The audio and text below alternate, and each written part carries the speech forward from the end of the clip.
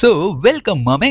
என்னடா சொல்றீங்க, நம்ம ரூன் கிங் தார இந்த ஒரு அவெஞ்சர்ஸ் டூம்ஸ்டேக்குள்ள எடுத்துட்டு வந்து டூம் கூட ஒண்டி கொண்டு விட போறானுங்களா?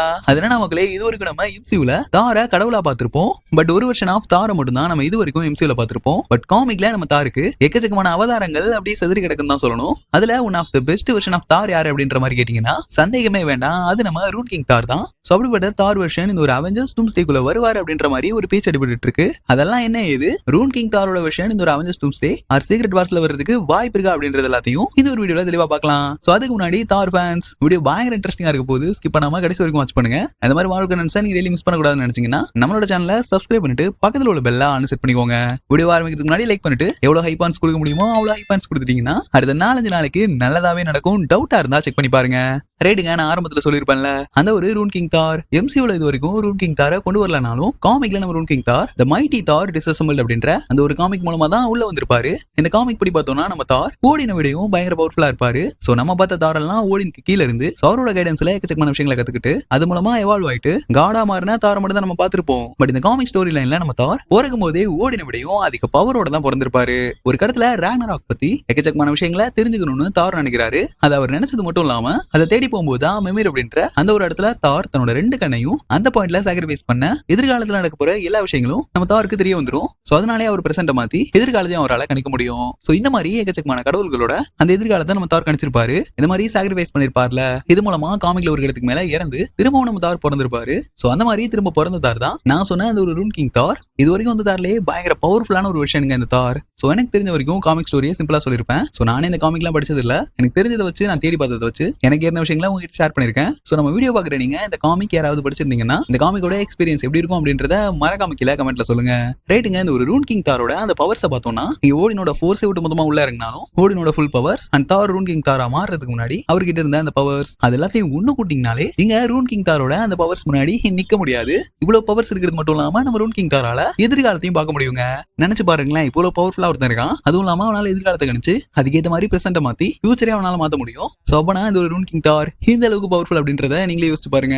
ஒரு சோடக்கு போடுற செகண்ட்ல எல்லாத்தையும் ஒட்டுமொத்தமா காலி பண்ணக்கூடிய ஒரு ஆள் தான் நம்மளோட ரூன் கிங் தார். பட் அவர் ரூன் கிங் தாரா மாறுறதுக்கு எக்கச்சக்கமான சாக்ரிஃபைஸ் பண்ணிருப்பாரு. அந்த அளவுக்கு சாக்ரிஃபைஸ் பண்ணதுக்கு ஒருத்தா நம்ம தாருக்கு அவ்வளவு சக்தி கிடைச்சிருக்கும். இப்ப நான் சொன்னதை வச்சே ரூன் கிங் தார் எவ்வளவு பவர்ஃபுல்லான ஆள் அப்படின்றது உங்களுக்கு நல்லாவே புரிஞ்சிருக்கும். ரைட் ப்ரோ, நீ சொல்றதெல்லாம் கேட்கறதுக்கு நல்லா தான் இருக்கு. மார்வல் இதுக்கு இவ்வளவு பவர்ஃபுல்லான தார இது வரைக்கும் எம்சியூக்குள்ள கொண்டு வராம இருந்தாங்க.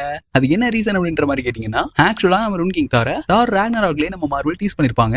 அது எங்க அப்படின்ற மாதிரி கேட்டீங்கன்னா, தார் ராக்னராக்ல நம்ம தார் ஹெலா கூட நடந்த அந்த ஒரு சண்டேல ஆல்மோஸ்ட் தார் அவரோட கண்ணை இழந்திருப்பாரு. சோ அதுவே நம்ம ரூன் கிங் தார்க்கான ஒரு டீஸ் தான். மேபி தார் ராக்னராக் நடக்கிற டைம்ல இந்த அளவுக்கு பவர்ஃபுல்லான தாரே போதும் அப்படின்ற மாதிரி நினைச்சு தார ரூன் கிங் தாரா மாதாம இருந்திருக்கணும். ரைட், வீடியோட ஆரம்பத்துல சொல்லிருப்பேன்ல, நம்ம ரூன் கிங் தார இந்த ஒரு அவெஞ்சர்ஸ் டூம்ஸ்டே மூவிக்குள்ள எடுத்துட்டு வரதுக்கு மார்வல் பிளான் வச்சிருக்காங்க அப்படின்னு.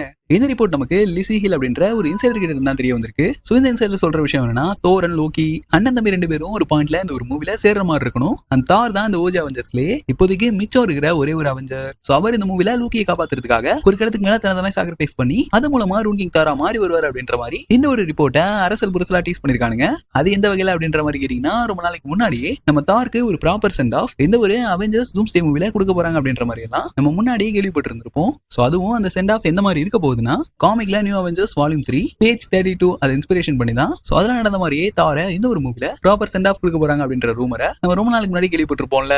சோ காமிக்ல என்ன நடந்திருக்கும் அப்படின்ற மாதிரி பாத்தீங்கன்னா, பியாண்டர்ஸை ரிப்பீட் பண்றதுக்காக அட் த சேம் டைம் அவெஞ்சர்ஸை காப்பாத்துறதுக்காக நம்ம தார் தன்னை தானே சாக்ரிஃபைஸ் பண்ணிருப்பாரு. மேபி அதே மாதிரி ஒரு இடத்துல நம்ம டூம் கிட்ட இருந்து அவர் யார்கிட்டயாவது இருந்து நம்ம லோக்கியை காப்பாத்துறதுக்காக இங்க தார் சாக்ரிஃபைஸ் பண்ணிருக்கிறதுக்கும் சான்ஸ் இருக்கு. ஏன்னா அந்த இன்ஃபினிட்டி வாரோட ஆரம்பத்திலேயே நம்ம தாரை காப்பாத்தணும், அங்க இருக்க ஆஸ்கார்டியன்ஸை காப்பாத்தணும் அப்படின்ற மாதிரி தான். சோ அந்த பாயிண்ட்ல இருக்க லோக்கி இப்ப இருக்க லோக்கி வேரியன்ட் கிடையாது. சோ அந்த பாயிண்ட்ல தானோஸ் எதிர்த்து நின்னு ஒரு வில்லன் ஹீரோவா மாதிரி சொந்த அண்ணன் கண்ணு முன்னாடியே இறந்து போயிருப்பார்ல. சோ அந்த ஒரு லோக்கி அந்த லோக்கிக்கும் இப்ப இருக்க லோக்கிக்கும் பெருசா அந்த ஒரு வித்தியாசமும் இல்லைங்க.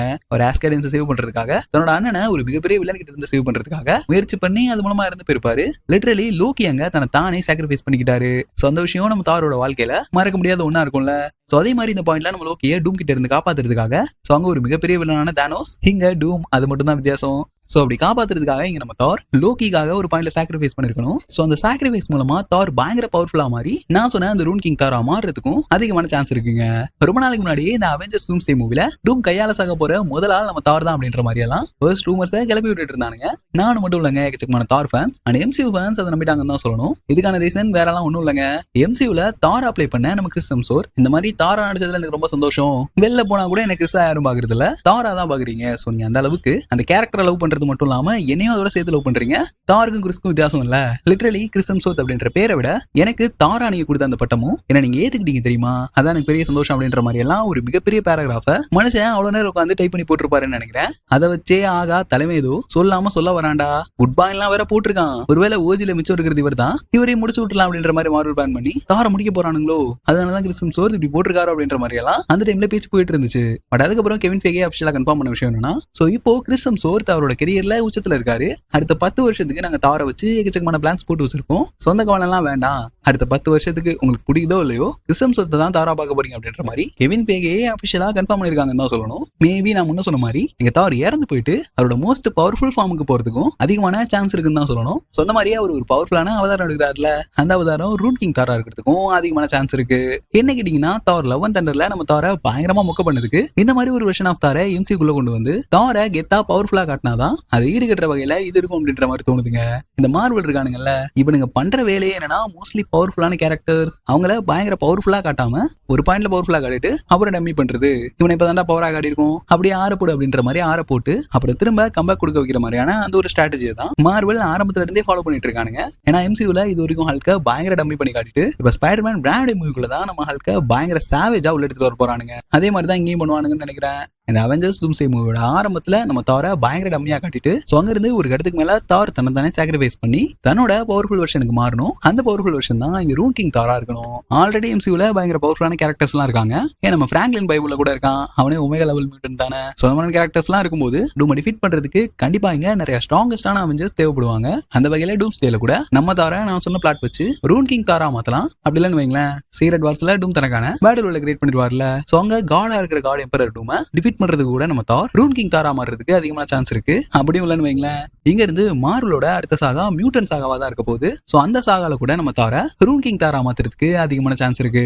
அப்படியும் இல்லன்னு வைங்களேன், நம்ம தார இந்த ஒரு அவெஞ்சர்ஸ் டூம்ஸ்டேவோட ஆரம்பத்திலேயே போட்டு தள்ளிட்டு சோ அங்க இருந்து அவரு வல்ஹாலாக்கு போற மாதிரி இருக்கணும். சோ வல்ஹாலால இருந்து பயங்கர பவர்ஃபுல்லான விஷயம்னா ரூன் கிங் தாரா திரும்ப ரிட்டர்ன் ஆகிற மாதிரியான கதைகள் கூட இந்த ஒரு டூம்ஸ்டேல சொல்லப்படலாம். இல்லனா தார இந்த டூம்ஸ்டேல போட்டு தள்ளிட்டு சோ போஸ்ட் கிரெடிட் சீன்ல அவருக்கான ஒரு ரெஃபரன்ஸை அந்த இடத்துல கொடுத்து படத்தை முடிச்சுட்டு தாருக்கான ஹைப் அந்த இடத்துல கிரியேட் பண்ணிட்டு அண்ட் சீக்ரெட் வார்ஸ்ல நம்ம தார திரும்ப உள்ள எடுத்துட்டு வந்தா அது சத்தியமா காலி தாறு மாறா இருக்குங்க.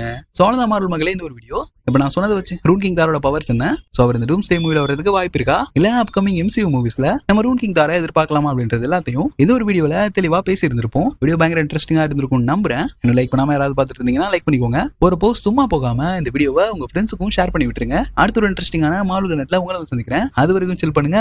வட்டமாமே.